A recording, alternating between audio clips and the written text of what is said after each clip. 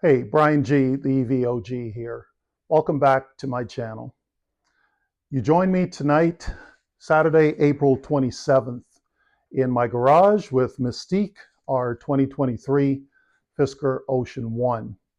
There's been 10 days past now since my last video, and of course, there's been a ton that's taken place in the world of Fisker. So much so that I've got what I'm calling ocean sickness.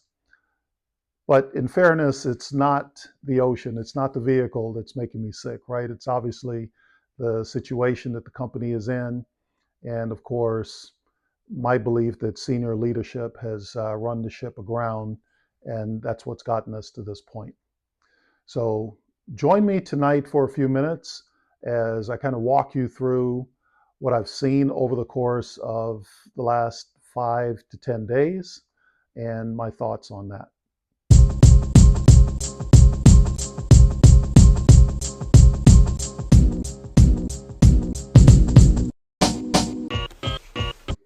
All right, so if you've watched anything on this channel, you know that I typically have 5 things or 3 things that I'll talk about. Tonight it's 5. I've got 5 causes of ocean sickness. The first one is the new 8K that Fisker dropped on us here this past week. I didn't think there was a ton in there other than spelling out what the next steps are, right? Who the chief restructuring officer is going to be, and the fact that that person's going to change by a certain date. You know, those are the mechanics of what's going to happen next. The net of that 8K for me was the fact that they essentially declared signature of a new forbearance agreement with the note holder, essentially extending the company's life support until May 1st. So that's the first cause of what I'm going to call ocean sickness. The second one is they finally published the darn 10K. And my buddy Adam did a terrific video where he essentially read the document and pointed out all the key areas of the 10K. I'll leave a link to his video in the description if you haven't seen that and want to get a sense of what's in there.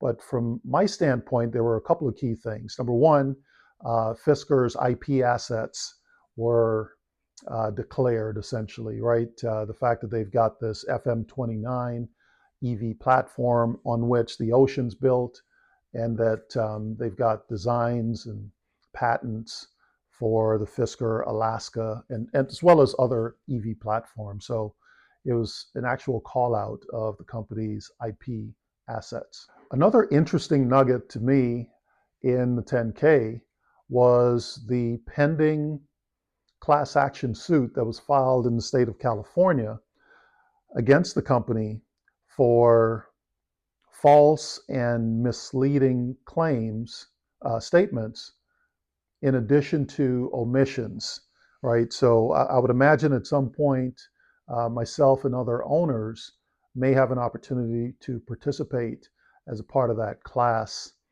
assuming that case gets that far. So that was an interesting nugget in the 10K as well. But you know, the rest of it really was largely a confirmation and a quantification of the shit show of this company that's gotten us to this point, right? The multiple layers of mismanagement of Fisker that's gotten us to this point of bankruptcy. The document actually called out specifically management inexperience and incompetence at running a public company. Not my words, their words, actually in the 10K. So I thought that was interesting. They also called out the lack of internal control over financial reporting. It's kind of a duh moment, given what we saw with the 10Q in Q3, and now here with the tardiness of this 10K. So that was actually called out in there as well. And it was also staggering to see the quantification of dilution and indebtedness that the company has to the note holder. Another interesting element of the 10K were the financial statements. I found those interesting because I could see that there were material differences from what was published in this audited 10K as compared to what the company disclosed in the last earnings call that they did and those unaudited financial statements that they shared on that call. This 10K shows more than $1 billion in debt that Fisker has, along with approximately $54 million in cash and cash equivalents that the company has for its operations. And by my estimation, $54 million is probably less than 30 days float. The last thing I would say regarding the financial statements is with respect to the finished goods and inventory. It was one of the things that I pointed out in my video on the earnings call that they did near the start of the year, because the inventory and finished goods in that financial statement represented, I believe, north of 600 million. And in this report, we're seeing that number come in at around 272, 273 million dollars. I think a lot of that has to do with the fire sale on the ocean, significantly slashing prices, thereby devaluing the inventory and finished goods. All right, so the 10K was number two in terms of the causes of ocean sickness. The third cause was the report this week that Magna had laid off 500 workers that were on the Fisker project. Now, as we should know, right, Fisker paused production of the Ocean for 6 weeks, and I think they did that maybe 3 or 4 weeks ago now. But it always sucks to see, employees lose their jobs, and in this case, 500 folks at Magna lost their jobs that were on this Fisker project. Now, that does not bode well for restarting production unless something pretty significant happens here relatively soon. The fourth cause of ocean sickness this week is the Business Insider article that was published, I believe, on Thursday of this week.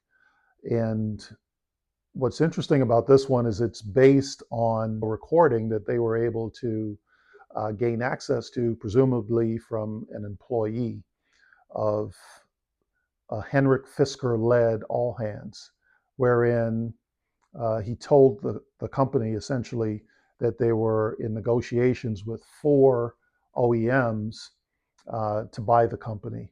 The report also mentioned that those 4 OEMs are under NDA, so obviously we're not going to get commentary from them. We're not going to get commentary from Fisker on this. And the report, interestingly, also pointed out that Henrik Fisker shared with the team that they had declined an offer because it was insufficient. So those were some pretty interesting elements that came out of the Business Insider report. I'll talk about my thoughts on that in just a minute as I get to the fifth element of ocean sickness this week. And I don't know that this necessarily is an element that causes ocean sickness for me. This actually was a little bit uplifting in that we got a few more reviews this week. And it was, Bjorn Nyland gaining access to a Fisker Ocean Extreme and putting it through all sorts of interesting testing. Really interesting videos there. Just Google or search YouTube for Tesla Bjorn, I think is the best way to find his channel. Or you can just look up Bjorn Nyland. But I found those super interesting on the ocean. The other series of reviews came from a couple of YouTubers down in the southeast of the US here near Fisker, Charlotte, where they've been loaning these vehicles to YouTubers, Fisker Ocean Extremes, and they've been publishing some interesting and entertaining videos with the vehicle. And all of these are, in my estimation, largely positive views of the ocean. So it's been actually entertaining and fun to see the vehicle featured in a positive light. Okay, so those are my thoughts on what's caused ocean sickness for many of us here over the course of the last week plus. So what are my thoughts on all of this? The first thing I'll say is that I really do believe that a buyout is what needs to happen.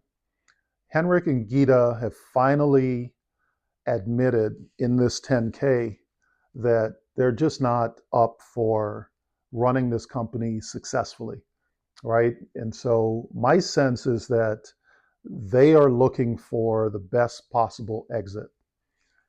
But this is where I think it gets interesting here over the next month or so, because the Fisker IP assets, I don't think are worth as much as they think, right? That's part of the reason why I don't think we've seen a partnership or any other type of agreement to this point.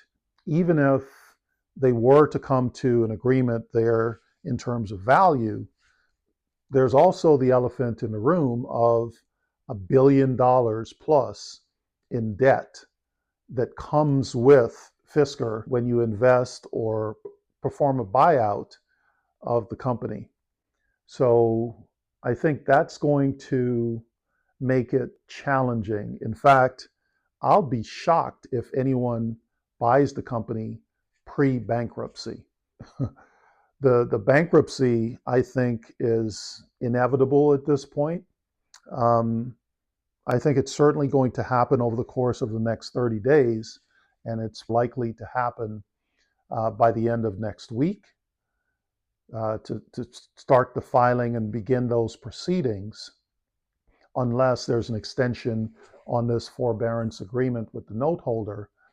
So that's my thought on that. Really, why would you buy before the debt is restructured and take on $1 billion plus in debt? So those are my thoughts on this. I see it happening in a sequence of bankruptcy to restructure the debt.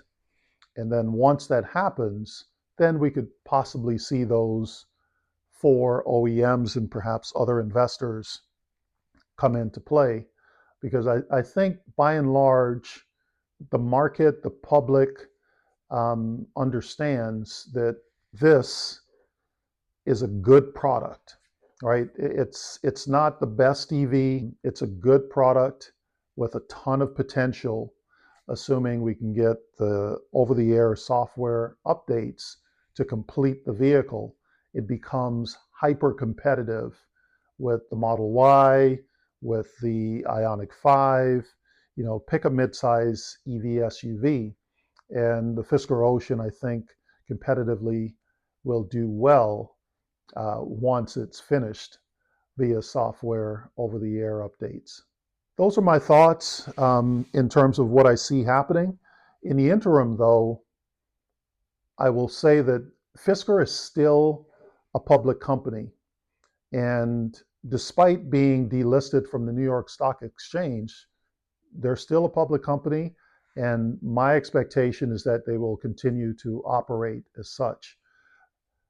One example of that, I would think, is the phone call that many owners got just yesterday from Fisker regarding follow-up on our tags, title, and registration on the vehicles. We're seeing the company look to fulfill its obligations to its customers.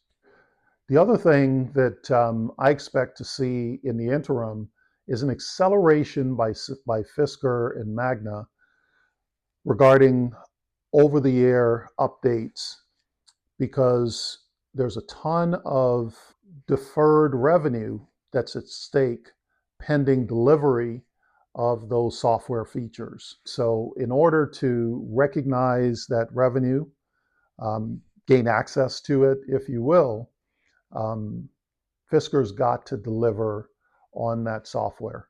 And we're talking tens of millions of dollars that have been deferred specifically for over-the-air updates, as well as the Fisker Ocean One packages. I think a lot of people didn't necessarily call out the fact that those are the elements of deferred revenue. Over-the-air software updates, as well as the Fisker Ocean One packages. Now, whether or not we'll see those things come to fruition, we'll have to see. I think because there are tens of millions of dollars that ride in the balance there, that we'll see an effort made to move those funds from deferred to recognized revenue that the company can access. So that's another thing I expect to see in the interim.